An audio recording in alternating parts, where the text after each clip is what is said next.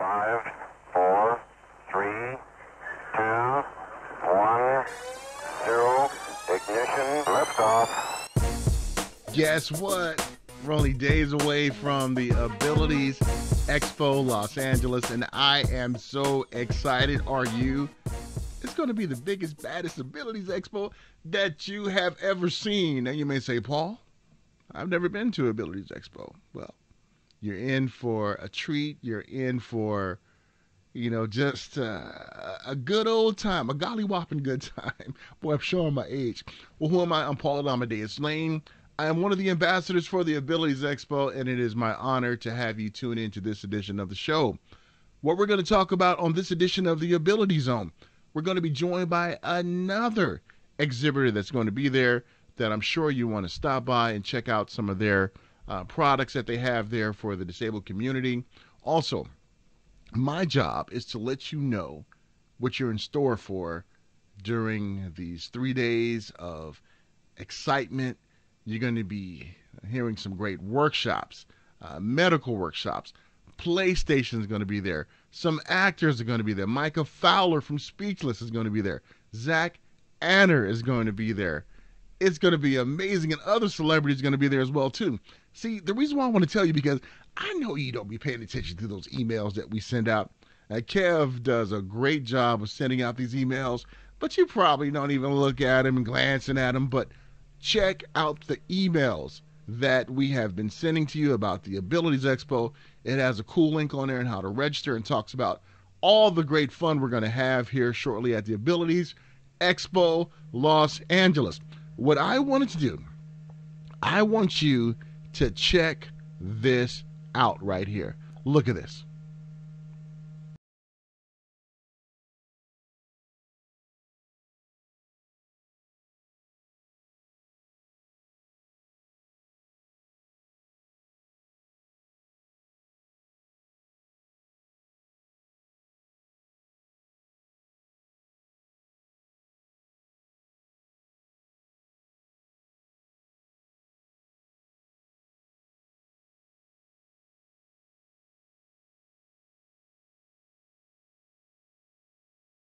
Wasn't that awesome? Imagine you being confined to a wheelchair like I am, being able to go to the beach and chill out, have some fun. Wouldn't that be nice? But it gets better. I'm joined right now by the person who put this together. Her story is incredible. She went to school to be an occupational therapist, and now she's an entrepreneur. And I want you to hear how incredible this product is, and how this individual is really, really making waves when it comes to assistive technologies. And she's going to be there at the Abilities Expo Los Angeles. Without any further delay, I'm going to quit yapping right now and bring on our very special guest. And I'm so happy to have with me the co-founder and CEO of Trax, Kelly Twitchell. Kelly, what's going on? How are you? Hey, I'm doing very well. Thank you, Paul. I'm happy to be here in San Diego, and it's not raining today. Tell me about it. Here in Southern California, we have been slammed with this storm, and thank you for joining us from the 619. Now, Kelly, you're going to be with us just in a few days at the Abilities Expo Los Angeles, and I want to first welcome you to the Ability Zone and also welcome you to the Abilities Expo family. Welcome. Thank you. I'm really excited to be there as a vendor this year. We checked it out walking around last year and just saw how amazing everything was, and knew we had to be a part of that. So Kelly, looking at you as an OT student, you had this, I don't want to say an epiphany, but you decided to jump into the entrepreneurial spirit when it comes to assistive technology. Take us through that journey, because that journey is incredible. I read about it, but the people watching haven't. So take us through that journey. Sure. So go back a few years to 2016, and myself and the co-founder Eric were students at the University of St. Augustine for Health Sciences in California, and we were going through our OT program. One of the courses was called Assistive Technologies, and it challenged us to try to create a device for a population with disabilities to try to help them in their daily life. And the teacher had a special request to help adapt surfers to be able to get across the sand in their own wheelchairs with dignity and independence. So Eric and I took that project on and went from handmade prototypes that worked, being able to use them with servers and them asking us, hey, where's more of this? So we knew we had to take it to the next level and make a business so that we could potentially help millions of people. I think this is incredible, because me being a quad for over 20, let me do my math, carried 26 years, I never thought that this piece of assistive technology would ever exist, and I'm so glad that it's out there. Now, when you guys got this class project, was it something that you guys knew right away that this was a need, or was it something after some research and everything you and Eric did to say, hey, let's tackle this? I think it was a little bit of both. When it could potentially work, we were really excited, and we did a little bit of research comparing what was already out there and looking at what the pros and cons were for those other products. And there just was such a need for something that was more portable, more affordable, and frankly easier to use and transport. So once we knew that there was a need and just kind of testing it out and that it worked, then we really realized, okay, this is something that could potentially help a lot of people in a lot of different areas all over the world, and go from families to even cities and governments using to provide access in whole communities.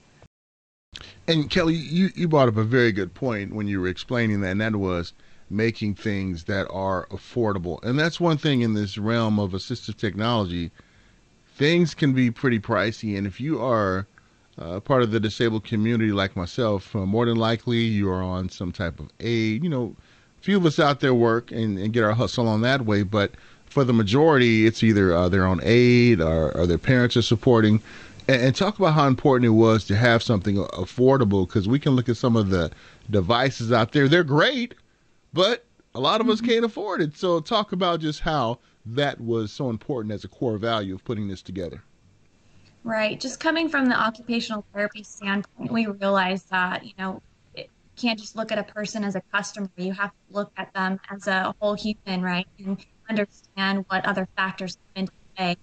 So wanted to make sure something that was quality, but that was also much more affordable than what was already out there. So we're always trying to brainstorm ways to bring down cost, have other programs such as financing for the product, because as much as I would like to give them away for free, we have to have a viable business and think about that part too, which has honestly been hard for me.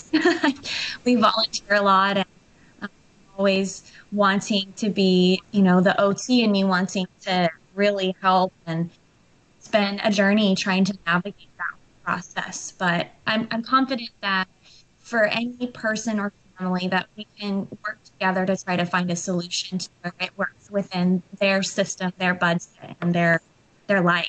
So I'm excited to continue to do that. Through my journey of interviewing many in the business world, and who are like startup companies, I always love hearing the backstory, because there's always a need that they see, and they fulfill that need, and you can really tell the passion in individuals as they are talking about their product. And I feel the same way with you, Kelly, that OT, I see that OT in you, that caring person and wanting us from the disabled community to really enjoy like an outing at the beach. I haven't been to the beach in the sand, since, before my injury, and to have this type of, ability to do this, it's huge. I mean, because when you're already dealing with a disability, you already feel kind of in a box. There's only so much you can do. And it's good that this innovation exists, because it helps us to think outside of the box. And taking this this piece of assistive technology to the different governments and cities out there, what's been their feedback? Are they on board with the push to making things accessible? Right. So that's definitely a big cities have a lot going on, and it's a lot of logistics, budgeting. So, and it takes a lot of time for anything to get approved and go through their system. So we've been in talks with the city of San Diego for over a year now, and they've been receptive to talking. So I'm looking forward to the future with that. And I've actually presented to the city of Coronado and the city of Carlsbad within the past month. So hopefully things go well there. I think that the main point is that whether or not they choose my product it's not irrelevant, I would say, because I'm biased, but I would say that really my larger goal is to expand that advocacy and have community planners understand why there's a need for this. Beyond just being ADA compliant, they need to realize that they're serving their community more than just 10% of the population will benefit from having deep access. Really anybody in their lifetime can benefit from it, whether it's from a temporary physical impairment or permanent, or it could be someone who's pushing a baby stroller. So I just try to educate them as much as I can, given my background and kind of my newfound expertise in beach accessibility and outdoor accessibility. I love it. I love it. And what can we do to help out with the cause? Could we who live in California help out, or ones around the world? What can we do to help you out to kind of twist the arm of the city officials? I mean, they don't have the charges there no more, so they got some money they can spend on this type of project. Right. So what can we do to help out? So one of the things that I think is really powerful is really letting your voice be heard, whether it be a phone call to your city officials or even a letter. So letters and testimonials really explaining their experience from their point of view. And I can take those letters and I know exactly who to give them to. So we kind of work together that way. And I hope that they really feel the immediacy in our advocacy and what we're trying to do, because the longer we wait, the more people are missing out on life. And that's such a bummer. You want people to not feel like they're in a box. You want people to feel like there aren't as many barriers. Like you mentioned, there's already a lot that changes in your life, regardless of just your access. There's so many other things that come into play. So being able to participate in the things that you want and need to do within your community is just so important. Now, did I read correct? Because sometimes, my reading is not the best. I don't think I did that good in reading comprehension. So, did I read correct that you can have 30 feet worth of this Trax, and it's about 3-inch thick? Is that correct? Yeah. So when they fold up, they 30 linear feet of pathway, once they're stacked in one pile, is less than 3 inches thick. It's actually about 2 inches thick. Wow. How in the world did you guys do that? Wait, don't tell me. Scotty came back from the future, Star Trek 4. He gave the formulation for that polymer that took George and Gracie, but he also gave you this formula to make this about 3 inches thick. Is that correct? Is that what happened? We could pretend like that's the case for sure. I like that story a little bit better. But, Eric didn't have any engineering background, which is kind of one of those things that makes it a little bit surprising that we were able to do that. But I also like to blame it on OT brains, because where there's will, there's way. I tell you, it's amazing what you guys have been able to do, Kelly. So at the Abilities Expo, what do you have in store for us? So we're going to have a booth, and we're going to be out there just talking to everybody and really making sure that people know that we're here. It'll be our first year, and this is still a new product. It's been on the market for just about exactly a year now. Our job is to just educate people, and you need to know that there are options out there, and that you can look forward to outdoor access again, because that's really our mission, is to empower people to have that. So we're excited to show people, demonstrate it, talk to people, and if they would like to place orders, we are definitely doing a special Abilities Expo discount. So I'm excited about that as well. Yeah, I'm excited that you guys are there. I mean, and I know a lot of my friends who are OT, especially from Rancho Los Amigos, they're going to be there, and I'm sure they're going to be like, "What? This is cool," because in Southern California we have a lot of beaches and just Yes. a lot of things that we can use this for. And I'm so happy, that you guys are going to share the Abilities Expo experience with us. Now, are you still actively doing the OT thing? Yes, I am actually. I'm practicing in pediatrics in Southern California.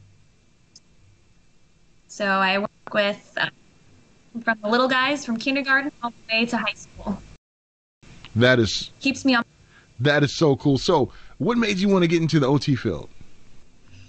Gosh, since I was little, I've always knew that I wanted to be in medicine, helping people. And as I got older, I thought I wanted to be a doctor, being able to do it that way. And then when I was at San Diego State University, I was pre-med as my major, and I was go to medical school, and something didn't feel right. So I pumped the brakes, and I didn't apply, and I took some time to go work a little bit. So I worked in cancer research, and then I realized, okay, I don't want to do the research end of things. I'm a people person.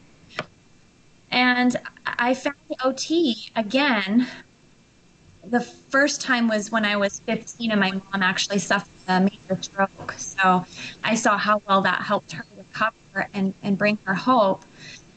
And then when I was talking to people about jobs, my sister-in-law, she actually is an OT assistant. So I thought, oh my gosh, I have to talk to her. She loves her job. So I knew that I had to go with that. Very hands-on therapy and a little more of what I wanted than just being a physician. So yeah. Awesome. Now, what's your booth number for the Abilities Expo? Do you have that? I do. It is booth number 226. It's a corner booth. So when you walk in the expo, you're going to go slightly to the left and down that aisle. So we're looking forward to seeing everyone. And we're going to have a big banner, a beautiful photo of Miss Wheelchair Hawaii. She's using the beach track. So look for that banner. That's cool. So remember, when you go in, go to the left. Wait, let me see. I'm on camera. To the left. No, I'm getting mixed up right now. But if for ones who are not able to attend the expo in Los Angeles, how can they find out more information about Accessible Trax? Yeah, so we have a beautiful website. If you want to check it out, it's Access Trax, SD for San Diego.com. And the spelling of Trax is Trax. Awesome. We are looking forward to seeing you out there, Kelly, and great chatting with you, and much success. And everybody, go to the booth, check them out, and check out this great piece of innovation. So, Kelly, enjoy your Abilities Expo, and I tell you what, when you're there and all settled, we'll come by. We'll do another kind of interview there and show off the thinness of this piece of innovation, so ones can really see this up close and personal. So I'll be hunting you down. Yay! Looking forward to it. I told you guys that you were going to enjoy that interview and what the great folks over at Accessible Trax are doing. Kelly Twitchell, enjoyed talking to her and her story. I mean, this is the passion that you all will witness at the Abilities Expo. There are so many great exhibitors there sharing this passion that's really just going to blow our minds. So please go to our website, register, come on down. And I also would like to have a call to action, if we can. All the abilityers. I don't know. We got to come up with a name. Abilities owners. Okay, check it out. All the abilities owners out there. This is what I want you to do. I just made it off the fly. Pretty cool, wasn't it? If it's not, give me some ideas, of what we can call ourselves out there. All the supporters and everything of the Abilities Expo and of the Ability Zone. What our friends over at Accessible Trax are doing, they are competing to win the Year-End Amber Grant Award for Women Entrepreneurs. Now, Access Trax was awarded the monthly December 2018 award and is in the running for the 2019 Year-End Award, which is a $25,000 grant. Now, this funding will be a game changer for them, for their small startup, to help them out to pursue their mission to increase accessibility outdoor worldwide. So let's support them. If you are watching this on YouTube, the description will be, or this website will be in the description. If you're watching on Facebook right now, you will see this link under the description, right under the registration, right there, so we can help out. Let's help out Kelly and Eric and all the great folks over there at the Accessible Trax. So, without any further delay, I am going to make like a tree and get out of here. Now, for some of you who love 80s movies, you know exactly where I got that line from. If you guys didn't, just Google it and let me know where you got it from. Looking forward to seeing all you guys at the Abilities Expo. Don't forget to go to the website, abilities.com. Check us out. Come on down. If I see you out there, I might pull you to the side and interview you, and we'll have some fun, all right? It's been my pleasure to be with you before this Abilities Expo Los Angeles. Looking forward to seeing you out there, and don't forget to register. Take care, folks. 5, 4, 3, 2, 1, 0, ignition, liftoff.